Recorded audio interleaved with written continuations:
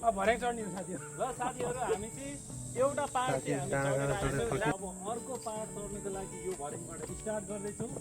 एउटा साथी चाहिँ एकदम भर्याङ चढेर थाकित भएर पछिमा खलाला गएर माकली खाँदैछ।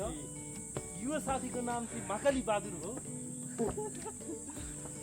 माकली बहादुर माकली खाँदै हिँड्दैछ हैन? माकली बहादुरलाई माकली नभई हुँदैन, यो भएर खाँदै हिँड्दैछ। झोलाभरि माकली बोकेर हिँडिरहेको। यात्रामा माकली खानुको मजै छुट्टै हैन त? मजै छुट्टै छ। यो मजा चाहिँ कृपया हाम्रो साथीलाई मात्र थाहा छ। भर्याङ लामो रहेछ हैन? लास्टै थाकिरहेको छ गाइस। तपाईँहरूको थकाइ अब मेटिने ठाउँ फेरि आउँदैछ। मासु यो यस्तो मासु टाइट भएको।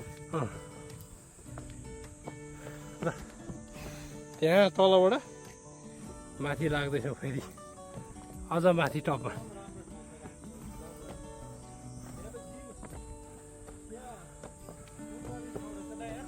हो नि भाचेला भाचेला भाचेला ती भाचेला।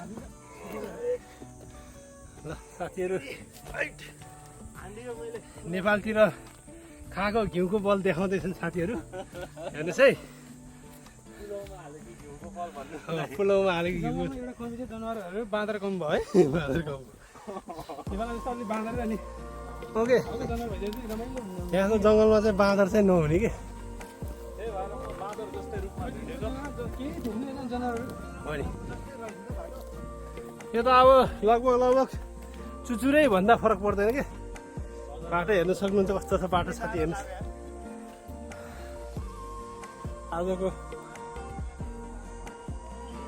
यात्रा धेरै रमाइलो भइरहेछ। साथीहरू ढुङ्गा ढुङ्गा डाँडा डाँडा हिँड्दैछन्। अब यस्तो भ्यू हेर्न सक्नुहुन्छ बिचमा। ल फेरि रमणीय ठाउँमा लगभग आइपुग्यौँ हामी। लगभग आइपुग्नु लाग्यो। पुग्ने बित्तिकै हाम्रो के शब्द देखिहाल्नु। ओ भाइ अहिले त एकदम चट्टानको बिचमा